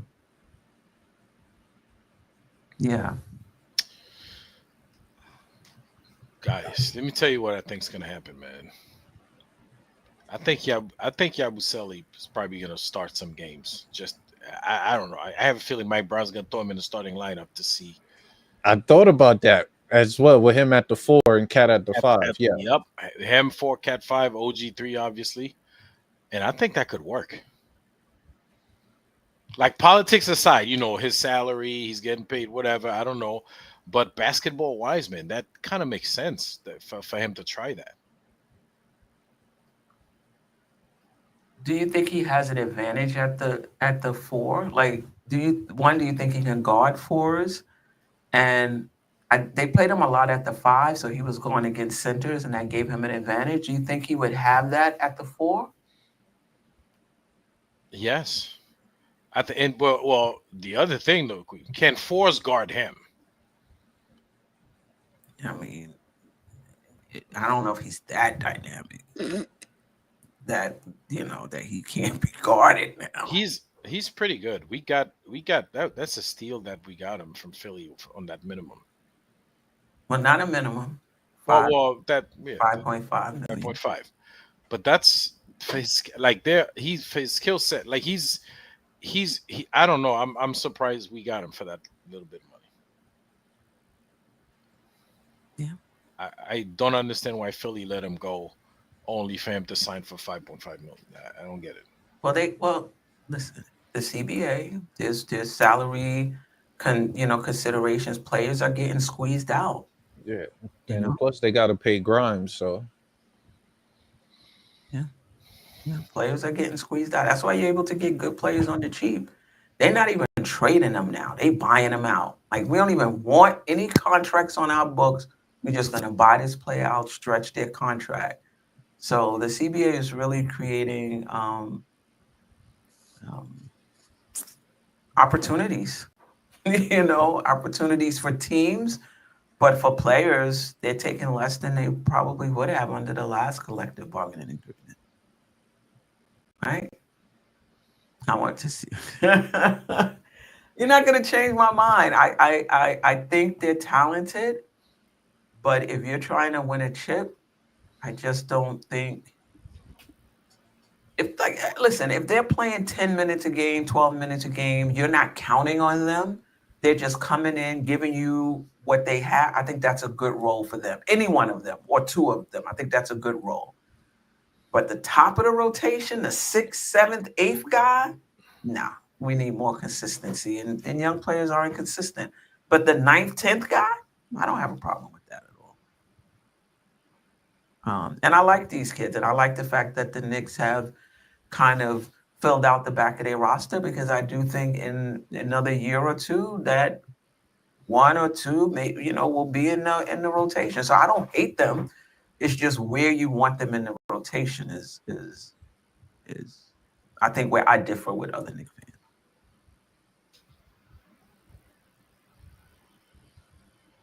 Okay.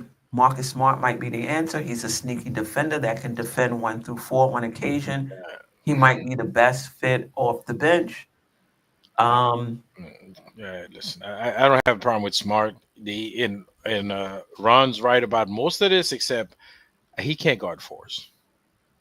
Marcus Smart cannot guard 4s. Well, you wouldn't put. It's just if you switch him onto a 4, he can hold his own. he could definitely hold his for own. those few. There was times he was guarding Julius Randle, and that wasn't even a switch. They was putting him. They put him on him. Yep. They put him on Julius Randle. So it's basically when he switches onto a 4 for a few seconds. Like, it's not the worst thing. Yeah, it's not really defended though, but that is defending. I mean, he's not stopping any 4s. Most 4s in the league, he's not stopping them. Stop. All right. Marcus Smart, he's a good defender, but he's not. Most 4s in the league, he's not stopping him. We're not talking about stopping, and we're not talking about going into the game. You're gonna play cat. That's not what we're talking about. We're talking about if there's a switch and if you're in rotation and you wind up on the 4, he can hold his own for that. I don't know, 3 or 4 seconds. We won't have to send the help over, and we won't have to send a double. That helps the defense stay. and the 4 would score, and we head the other way. Come on. Have if you watch Marcus Smart on Julius Randle, he gave him trouble. They didn't double. They didn't have to double. Sometimes they did. Yeah. Let's pay more attention to him this season. See how many fours he guard, or he can check On the switch, actually, it's two different things on the switch. But yeah, I'm. If I had to choose between Ben Simmons and Marcus Smart, I would choose Marcus Smart if he's healthy. If he's healthy. Sounds good. You know, We'll see. Brogdon, I used to like Brogdon. I just don't know who he is right now. You know. Look, we just need 15 minutes. That's all. 15 is a lot. you know, But yeah, if we can get 15 minutes. Yeah. yeah. And his leadership. What? Relax, Davis. No, don't know about that, David. I don't know about the second part of it, but I do like his leadership and his playoff experience for sure. All right. Any last words? Don't forget to tape the game tomorrow. I'm gonna tape the game tomorrow so I can watch the summer league when I get back. We didn't even talk about that. That would have been a good. To me, I think that's still some redundancy, like we was talking about with Shamit. No, I've always wanted Seth Curry. I like him. Did he go? Did he get signed somewhere? Did he sign with? No, I think he's a free agent still. Oh, so we can still get him. Because he was a combo guard in Dallas for a while when I was watching him. So he played the 2 and the 1. Great 3-point shooter. We already know that. Just a solid defender. But the downfall is what he's about 6'2", 6'1". So yeah. Yeah. I just think there's between Deuce and Clarkson, I think we got the two guard there. I don't know if we need Seth. I don't know if we need Shamit. I think if it's not a point guard, it should be a small forward. That's just me. But ultimately, I guess the thought process behind it is, Deuce missed some games, JB missed some games, so you kind of need the filler. And do they feel if Kolick can be that individual? So I guess that could be the mindset behind it, because I could definitely see Seth Curry either coming off the bench or starting if need be. Or even being situational if there's an injury, like not being in the rotation. Correct. Being injury, okay, That makes sense. I could see that. But then I would still go Smart over him, though. If we going in a pecking order, it would definitely be Smart first. Yeah. And we talked about this last week, and I know defensive estimated plus minus is not, like, these defensive stats are just not you can't rely on them as much as you could rely on the offensive advanced stats. But in 34 games, he only played 34 games. He was in the 97th percentile in defensive estimated plus minus. So he's still, he's still a good defensive. Smart, we talking about? Smart. Oh, okay. He's still a good defensive player, still averaged over 1 steal per game in every season he's been in the league. If he's healthy, he can play point of attack, can be a point of attack defender. I just don't know where all these guys are playing. So that's, are they just situational guys that's here in case there's injury or what, We'll see. East Blue Drew say, yeah, emergency situations. Cole Anthony is available. Why will we go with Curry? I like Cole Anthony. Cole Anthony. Another undersized guy, though. You mean available? Was he part of the trade? He's athletic, though. Wasn't he part of the trade? He was traded with the Grizzlies, with Memphis. Did they buy him out, or is he just available for a trade? He's not a free agent. We ain't trading for Cole Anthony. Not He's when not you. a free agent. You would still take a look at it though. He's very athletic, great defender. He could be the point of attack. His 3-point shooting is solid. And then of course, we gotta. Sherwin says he was bought out. Is that true? I haven't heard that. Wow. Cole Anthony was bought out.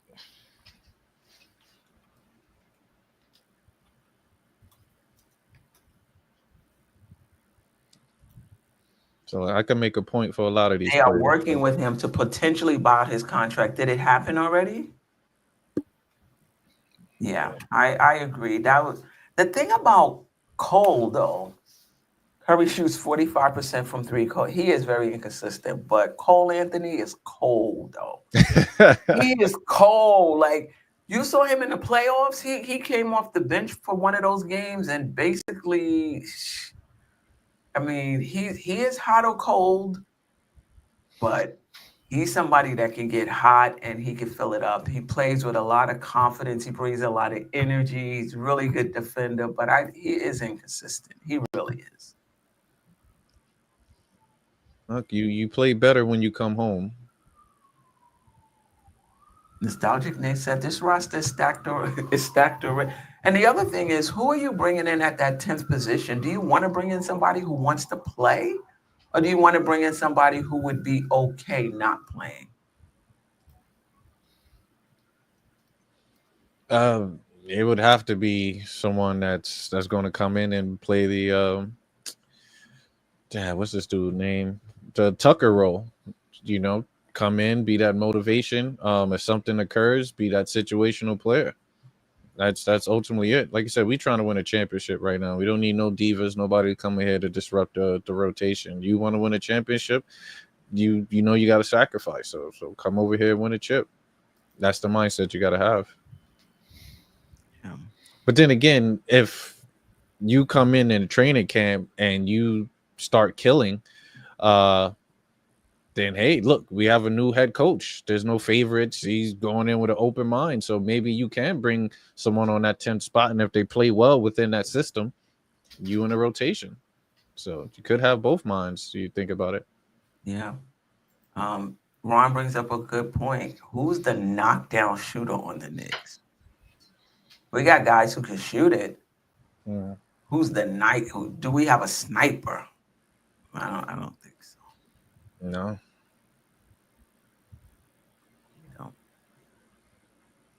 No, we don't. But like I said, this offense might be different. It might create opportunities where it might generate more 3-point attempts. So we can see what that offense looked. But in our previous years with Tibbs, we were a low 3-point shooting team. So, yeah, I don't know. That's true. If you're playing fast, then guys are going to get tired. You want to be able to switch them out. You do need skilled players, and we need ball handlers. That's another thing. Like, we can get on Brunson for hogging the ball. Who were the ball handlers on the Knicks? People are gonna hate me for this, but Mikal he could have been a ball handler as well. I thought that too. Sometimes you see him with that little hitch. It's coming up like the Grim Reaper I don't know. But I felt that too. But he's definitely gonna have the ball in his hands more in this offense. Yeah. Because even OG, like we could have utilized OG on the fast break. Remember we spoke about this before on your show. How many times we've seen OG bring the ball up and attack? Is either and one free throw or is a made basket. We didn't utilize that on fast breaks. So it's just we got so many dynamic players, man. They just need the right system. Yeah, well, I hope he's working on his hand. He's a straight line.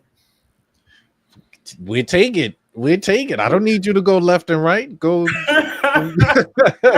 go head straight. Head straight. I've definitely seen him in transition with a little sidestep. It's always an adventure when he puts the ball down, man. You don't know what you're gonna get. What's about to happen now? But hopefully he's working on his handle like Towns is working on screening and sliding his feet. But that's why they wanted to bring in Phil Handy.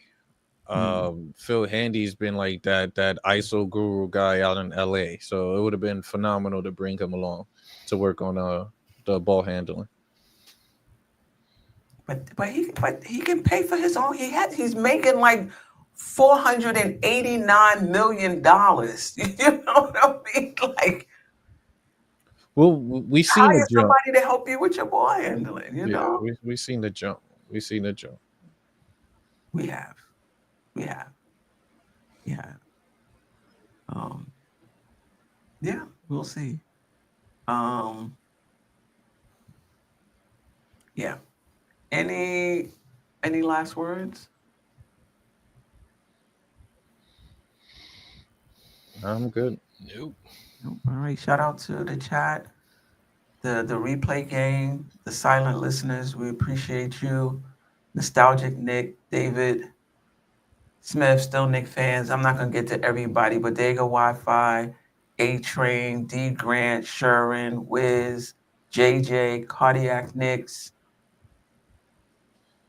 I think Gerald D. MacGyver. Was that Gerald D. MacGyver in here earlier? What was that? Wiz was here? Yeah, Wiz was here. Kerry Cox. He was talking about that. It should be Leon taking the fall if we don't do well next year, but he believes Mike Brown would be scapegoated. Size 9, we appreciate you. Greg was in the house. Appreciate you. Yeah. Jordan Smith, Pacer fan. Yeah. Well, hold on, Queen. Can I get a quick plug-in real quick? Yeah, I'm absolutely. gonna take over your time. So, Yeah, no. chat, please help me out. I'm at like 475. I'm just trying to get to 500 subscribers. Please hit me up. I'm putting out more content weekly now, putting out some great work, to be honest with you. Pretty much my thought process on so far what's going on. So please, Delusional Knick Fan Network, guys, please help me out. And I'm trying to be here more often on Thursdays to get my thoughts across with the team. But I appreciate everyone. Queen, appreciate you for having me on. AJ, you are awesome with your analytics. I appreciate you for bringing me in and not giving me that bench treatment when I come in every now and then. What? I appreciate y'all. You starting lineup material, man. We even bench treatment. What are you talking about? Look, I have a lot of DMPs, man. I'm like Joel Embiid sometimes. Self-inflicted. You've been absent. I'm Joel Embiid sometimes, you know. So yeah, but let me see. I'm just trying to make sure I'm subscribed. I believe I am, but I want to. But look, I appreciate anything I can get though. But I appreciate y'all. Yeah, his link is in the description. So yeah, it's there every week. So you could go down into the description. You'll see the link for his Oh, here you go. I'm like, come on now. It's like a needle in the haystack. All right, here you go. Yeah, my stuff all the way. I'm subscribed. Yeah, I'm subscribed. So yeah. Definitely do that. Support the channel. You know, Giant season is coming up. Jerrell does his weekly Giant show. Geoff has the daily sports blog. Most of it is on the Knicks. Sometimes he'll talk about other things, but it's mostly Knicks. That link is in the description as well. Delusional. You should be at 500 right now. It's tough. Like, so when I first started, I'm saying from the time you said it to now, yeah. from 2 minutes ago to right now, you hit that 500 already. Well, let's hope. Right? Let's hope. You know what? Let me just do this real quick. But I blame myself. I took that 2-year hiatus, which my Wasn't platform that was it was 2 years, Queen. I said the same thing. It was 2 years. You know, I'm grateful because during that time period, I was able to elevate at work and, you know, do what I got to do to financially wise. But now it's time to get back to the roots and do things that I love, which is the Knick community and put out content. Well, we appreciate you. You definitely elevate the channel whenever you're on. Yeah. We appreciate that. Yep. So let me see. Did that come up? And chat, hit the like button because I think we have how many viewers we have here, Queen? I see 98. 98, but I see 98. Or 99. I see. Let me see. On you 22 77 on YouTube. Twitter and 77, 78 on Oh, that's pretty good. We have 60 likes out of 77 on YouTube. That's pretty good. Yeah. So the remaining 17 people, hit the like button if y'all still around. Yeah. Ron said he has to get you on the Saturday show. Don't even ask the time. Whatever time you can make it, he'll be on Saturday. From sunrise to sunset. From sunrise to sunset. Whatever time you can make it, he'll be on. But I put the link to his channel in the chat. So I kind of spammed it a little bit so you guys can. He makes good videos, good content, short form content as well. So be sure to check him out. Appreciate y'all. TJ, appreciate you. If I could hit that like button a million times, I would. Big up the pen. We appreciate you. Thanks, TJ. Listen, I almost didn't make it today. I was like, what are we gonna talk about? Like in the summertime, I always feel like I'm like, every time Queen says that, and this is the longest. Most productive show. What are we talking about? Like, who's the pressure on? Like, that's probably like a half an hour. Talk about Mike Brown's press conference, probably all right, another half an hour. All right, we'll do a short show today. Anyway, until next time, family, we will be back maybe Monday. I got a graduation dinner or going away to college dinner to go to. I got to check the time. So it might be a 9 o'clock. It might be a 9 o'clock show. But if you have your notifications on, you'll get it. Until next time, Delusional, Ajay, appreciate you. Hey. Sister, you one of a kind. Yes. Sister, it's time you That's shine. Don't so. Where you at? Where you at? Don't so. Where you at? Where you at? Don't so. What?